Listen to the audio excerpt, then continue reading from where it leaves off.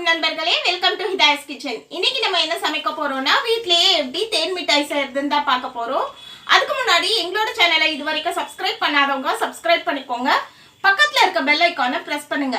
அப்பதான் நாங்க போடுற வீடியோ உங்களுக்கு உடனுக்குடன் நோட்டிபிகேஷனா வரும். வாங்க ஃப்ரெண்ட்ஸ், வீடியோக்குள்ள போகலாம். நாம இன்னைக்கு எப்படி இட்லி மாவு வச்சு தேன் மிட்டாய் செய்யறதுன்னு தான் பார்க்க போறோம். நான் அதுக்கு 1 கிலோ இட்லி மாவு எடுத்திருக்கேன். சுகர் வந்து 1 கப் அளவு எடுத்திருக்கேன். பேக்கிங் சோடா அதாவது ஆப்ப சோடா வந்து எடுத்திருக்கேன். லெமன் எடுத்திருக்கேன். கேசரி கலருக்காக எடுத்திருக்கேன். உப்பு தேவையான அளவு எடுத்திருக்கேன். நம்ம வந்து இட்லி மாவு எடுத்துருக்குறோம். இதில் கொஞ்சமாக பேக்கிங் சோடா சேர்த்துக்கிறோம். ஆப்ப சோடா, உப்பு கொஞ்சமாக சேர்த்துக்கிறோம். கொஞ்சமாக கேசரி கலர் ஆட் பண்ணிக்கிறோம் கலருக்காக. இப்போது இதை நான் நல்லா மிக்ஸ் பண்ணிக்க போகிறேன். கலர் வந்து தேவைன்னா கூட நம்ம போட்டுக்கலாம், அதிகமாகிடக்கூடாது இல்லையா, அதுக்காக தான் நான் ஃபஸ்ட்டு போட்டிருக்கேன். தேவைன்னா நம்ம இன்னும் கொஞ்சம் ஆட் பண்ணிக்கலாம்.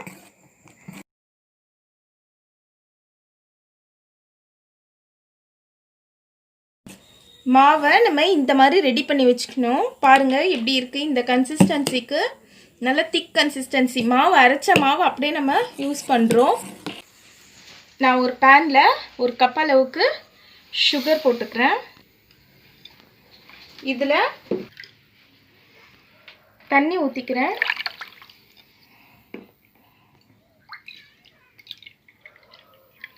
நான் வந்து இதில் 1.5 கப் அளவுக்கு தண்ணி ஊற்றிக்கிறேன். சர்க்கரை நல்லா கரைஞ்சிட்டு இந்த மாதிரி கொதி வருது பாருங்கள். இந்த டைமில் நான் வந்து ஒரு 1/2 லெமனை கட் பண்ணி இதில் பிழிஞ்சு ஆஃப் பண்ணிக்க போகிறேன்.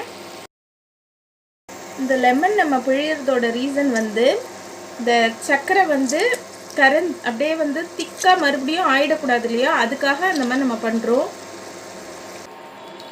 இதை நம்ம அப்படியே எடுத்து தனியாக வச்சுடுவோம். பேனை ஸ்டவ்வில் வச்சுருக்கோம். இது கொஞ்சம் ஹீட் ஆகட்டும். பேன் நல்லா ஹீட் ஆகிடுச்சு. இப்போ நம்ம ஆயில் ஊற்றிப்போம். ஆயில் ஹீட் ஆகிடுச்சு. இப்போது நம்ம குட்டி குட்டியாக போட்டு ஃப்ரை பண்ணி எடுத்துப்போம்.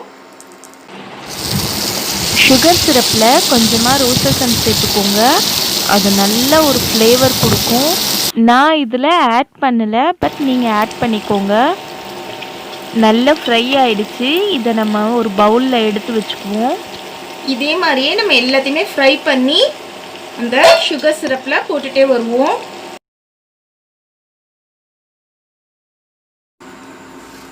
இப்போது நம்ம இதை சுகர் சிரப்பில் ஆட் பண்ணிப்போம்.